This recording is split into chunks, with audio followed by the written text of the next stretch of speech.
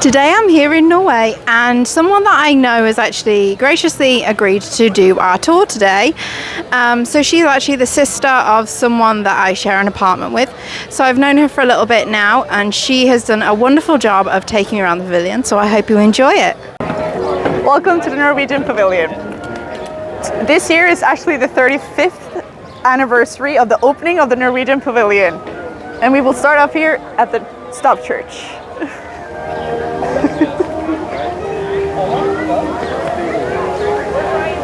The Stop Church we have here is actually an exact replica of the church that we have in Gol. It is way smaller than the original, but if we had the original here, they wouldn't be placed for anything else here either. So, let's get going.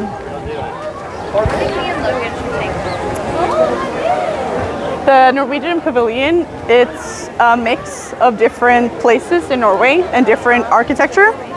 We have the Oslo and Akershus, which is a rendition of a building in Oslo. And the inside is an exact replica of the, I think it's a throne room that they have there. It's pretty cool. And then we walk over to the store and the ride, which is inspired by Bergen and the architecture they have there. And then when we turn around here, this is what we call Setesdal. Setesdal is basically lofts. It's a way of building that they used way back when in like the 1800s in Norway, and it's usually seen around the middle of Norway up in the mountainside now.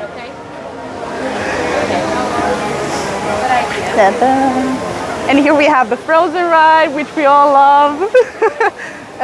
It's a boat ride, and it's really fun with all the music from the movie, the first movie. We still haven't gotten any changes since the second movie, but it would be fun if we add some more to it.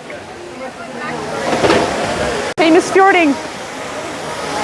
Fjording is a Norwegian horse, which not many people know, but it looks like that.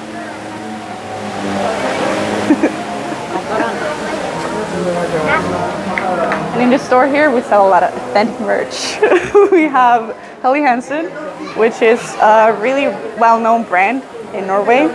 They were established way back in 1877 and are still going strong with all their fishing gear and their snow gear and everything else that they sell. It's expensive, but it's worth the money. And we have our famous troll, which we all love. He's been here since the opening of the pavilion, and I think he will stay for many years to come, hopefully. He's our friend here, and when we close the store, it's always messy when we open again, because he wreaks havoc when the sun goes down. And like you heard, yes, the Frozen ride used to be a Norwegian ride called Nordström, I think, Maelstrom, which a lot of people miss, but I've never been on it, so I don't know what to miss. But it looked pretty cool from what I've seen. And we have our Kid Cot, which also represent a lot of artwork from way back when. We have rose painting, which you can see a lot of old houses in Norway have a lot of furniture with the rose painting on. We don't do it in the store and we don't sell it anymore, but when you go to Norway, the real Norway, you can see a lot of it around. And we also have our famous perfume, and we also have the maker here today. This is Geir. He makes, hello. This is Geir. He makes all the fragrances. This is my daughter. No, it's not. I wish. And this is my other daughter. He has a lot of daughters. Yeah, a lot of daughters. And they're beautiful. And we have the scents here. Do you want to talk something about that? Here's my granddaughter. Your granddaughter.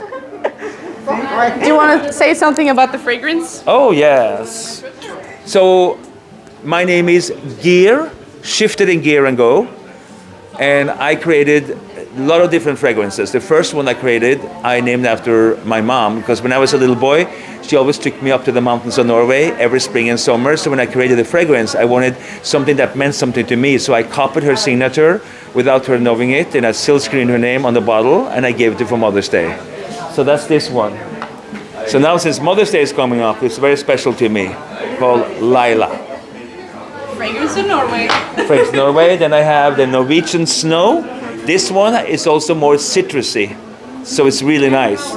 So you can smell it. Smell here. You feel like you're up in the mountains of Norway. Very, very light and fresh.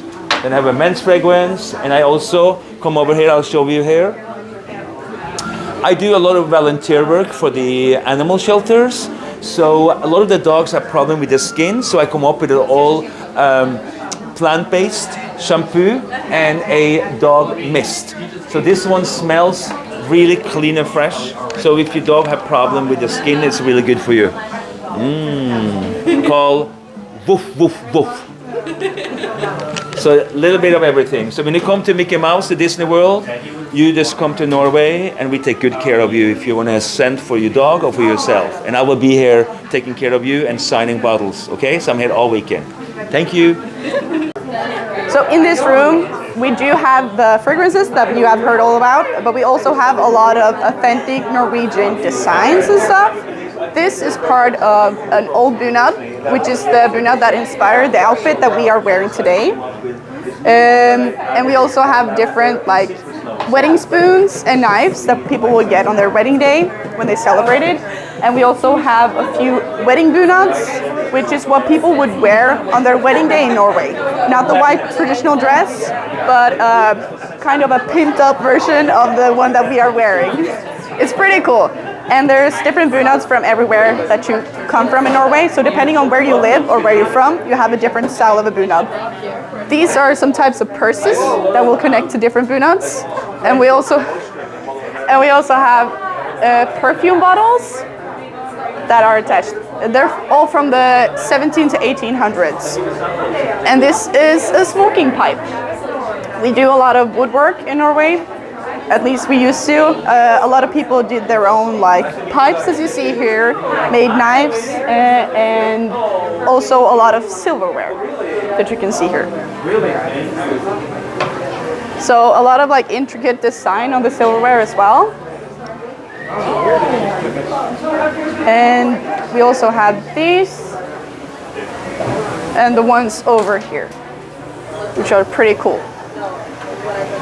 With all the Viking designs as well.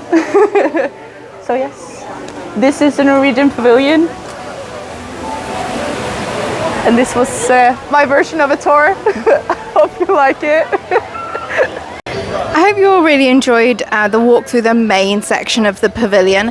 So there's an extra little bit here on the other side. So we have something called the Wandering Reindeer. This used to be a merchandise location, but it's now a photo pass location. And just behind me here is the Royal Summer House, and that is actually the meet and greet location for Anna and Elsa.